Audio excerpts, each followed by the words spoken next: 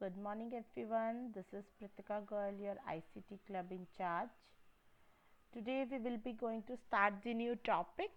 As we have already done the HTML in the previous classes, today we will be going to start with the web forms. What are the different types of the web forms we can include in our web pages?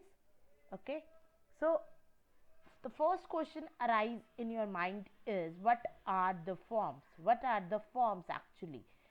So I'll show you the few examples of the form. Can you see them on the screen? The registration form or the contact form. So whenever you want to do any of the registration over the internet, this type of form will appear on your screen. Or whenever you want to contact any of the person or any of the company over the internet, this type of contact form will appear on the screen. So these are the different types of the web forms that we will implement in the HTML forms. We can create these forms, include these forms in our web pages. Okay, so today we will be going to learn how we can create these forms in our web page, how we can insert them, how we can put them across on the web page. Fine. So what are the different parts of a web form? The first question is the elements. What are the form elements? So what are the form elements actually? The things which I've seen already. See, this is a contact form or this is a registration form.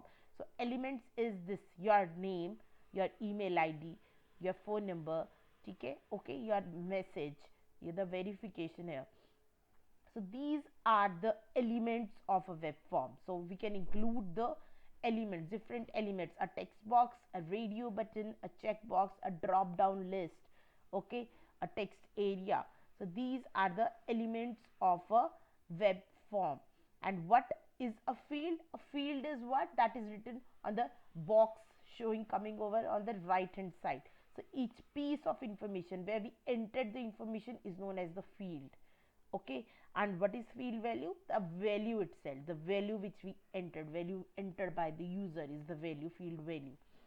Okay, now we have the different types of elements. Can we just name them? The buttons, the check boxes, the text feeds, the radio buttons, or the drop down list. So these are the different elements we can include on a form. And the most important is the submit button.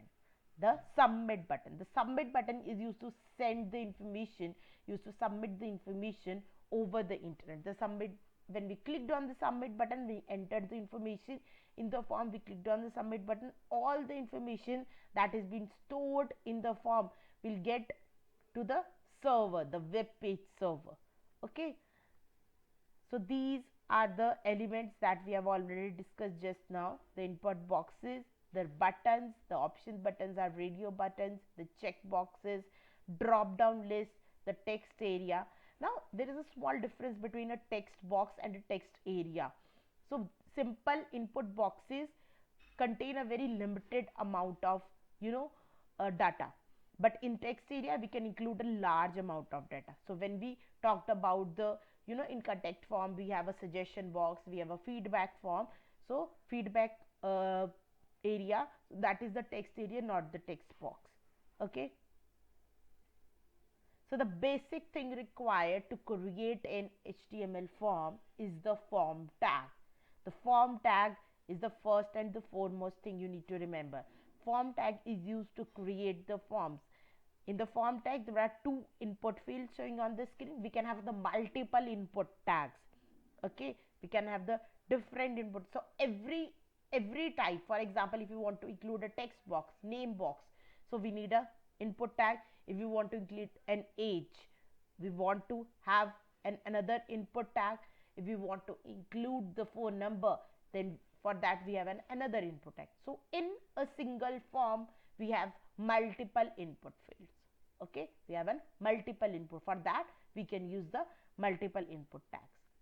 Okay, so this is just the theoretical part. Now we are going to covering up the practical part. So let us just focus on that. Okay, so you have seen there is a notepad on the left hand side. Can you see it? And there's a browser on the right hand side. So I've just created a notepad HTML document in the notepad, that is HTML head, title, head tag, close, and body tag. So in the body tag we will start building apart the form using the form tag first, form. Next we will give the label. Let's say we'll put the label first name. Okay, after that we'll put the input tag. We'll put the input. In input we'll need to give the type. Which type of input we want? We want a text box. We'll get write text. Using the name attribute we'll give the name to the field, that is the first name we assign. Okay, that will come into the double quotes. Then close this input tag and close the label. Okay, so let us just save it and run it. So can you see there is a first name field coming over here? When you click into the first name, this cursor will appear in this field. Okay, in this field. So this happened with the help of this label tag. If we close this label tag after the first name, if we close it here, then the things will not be like this.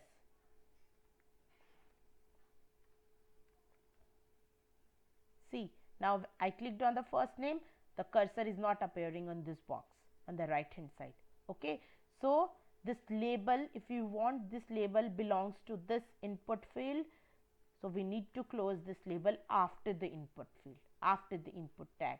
So I saved it and refreshed it. Now when I clicked on the first name, the cursor will appear automatically in this field. Okay, let us just give a heading to it. This also, let us call it a registration form. Okay, so it's my choice whether I give it to H1 to H6, any of the heading. Okay, based on the size. Now next, I'm just copying and pasting this. You people can do,